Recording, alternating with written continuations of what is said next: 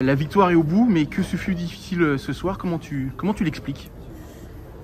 J'ai pas d'explication là tout de suite à chaud, mais je sais qu'on se met dans le dur un peu toute seule.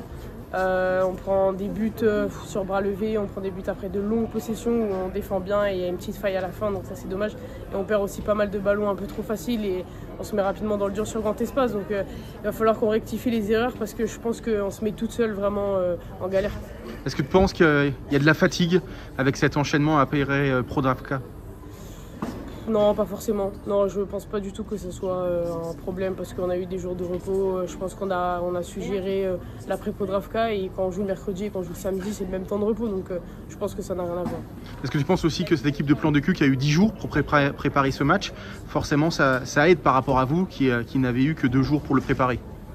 Tactiquement, oui, peut-être. Elles ont eu plus de temps pour analyser notre jeu et pour trouver des solutions. Après, je pense aussi qu'on aurait pu être plus dans le rythme qu'elles et elles auraient eu plus de mal sur grand espace, etc. Au final, elles étaient bien prêtes et nous aussi. Donc ça a fait un gros match. Mais peut-être que oui, tactiquement, elles ont eu un peu plus de temps. Mais je pense qu'il y a des avantages et des inconvénients à ne pas jouer pendant 10 jours. Depuis le début de la saison, vous enchaînez les matchs à suspense. Est-ce que ça t'inquiète un petit peu? Puisque à chaque fois, vous n'avez pas forcément de matchs un petit peu faciles comme par le passé.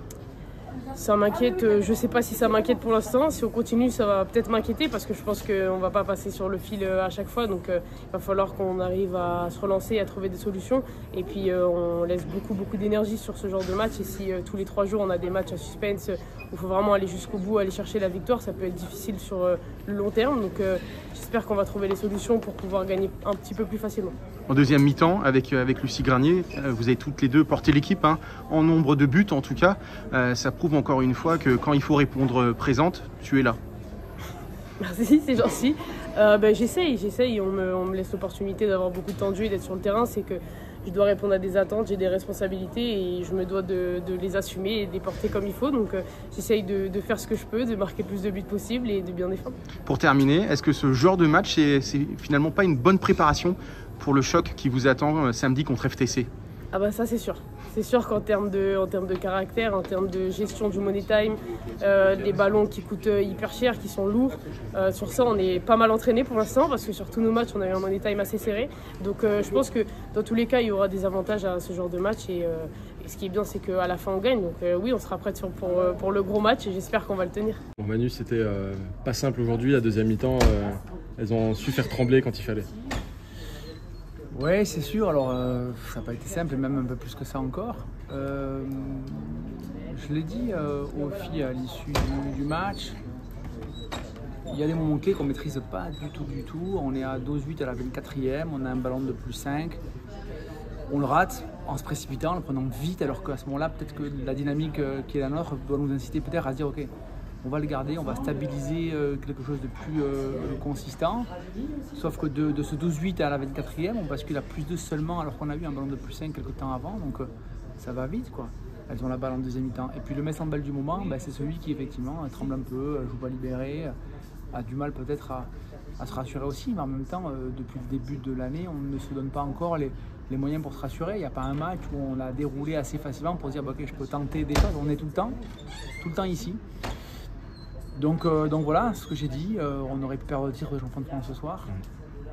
Peut-être qu'on l'a gagné, ça on le saura plus tard, il va falloir attendre encore et encore, alors que dans le premier cas de figure on aurait su de suite. Quoi. Comment tu l'expliques finalement, ces matchs à répétition qui se jouent sur la fin? Tu l'as dit toi-même, ce mess handball qui tremble. Alors il y a eu les Jeux Olympiques, beaucoup de changements à l'intersaison, mais pour un moment, sans mauvais jeu de mots, la mayonnaise tarde à prendre, même si les résultats sont quand même là. Ouais, c'est sûr. Alors, on construit quand même sur des victoires et parfois, je me dis que le jour où ça jouera mieux, on se rappellera peut-être pas de ce qui s'est passé, de la construction qui a été la nôtre. Mais pour l'heure, effectivement, les questions sont multiples. Moi, les Jeux Olympiques, ça va un temps, mais effectivement, on ne pourra pas se cacher éternellement. On voit qu'il y a des équipes, Brest par exemple, qui arrivent à surfer assez facilement sur ce qui se passe. Par contre, nos collègues à droite à gauche en Europe ne sont pas plus flamboyants, à part FTC. Gurs match nul contre Budućnost là. Je vois qu'il y a pas mal d'équipes chez CME qui est en galère, etc. Mais pour parler de nous, je pense qu'on ne s'est jamais rendu la vie facile. C'est-à-dire que là où certaines par le passé ont eu la bonne idée de se construire à Metz avec des scores fleuves et puis une prise de conscience que les choses pouvaient être un peu faciles parfois. Là, on est tout le temps dans le dur, toujours. Et du coup, je sens bien qu'il y a plus de crispation que ce qu'on pourrait avoir normalement. Il y a des joueuses qui sous-jouent un tout petit peu parce que on joue à le frein à main, j'ai l'espace mais je le prends pas, j'ai la passe mais je la mets peut-être pas. Du coup, je l'ai pas mise là donc je vais la mettre après, mais l'espace c'est plus le même. Voilà, aujourd'hui, il y a rien de facile pour ce Metz Handball là. Et quand je regarde effectivement l'année dernière, notre premier match de l'année, en Ligue des Champions, ou alors très vite dans la saison, le deuxième c'est un plus 10 ou plus 15 à FTC. Donc oui, très vite tu dis ah putain, c'est facile de jouer quoi. Moi je me rappelle, je le dis souvent, mais le premier match de Ligue des Champions de Jazz, c'est un plus 15 à FTC. Tu lances vite une carrière à Metz, ou en tout cas un état d'esprit assez favorable. Là, c'est tout le temps dur.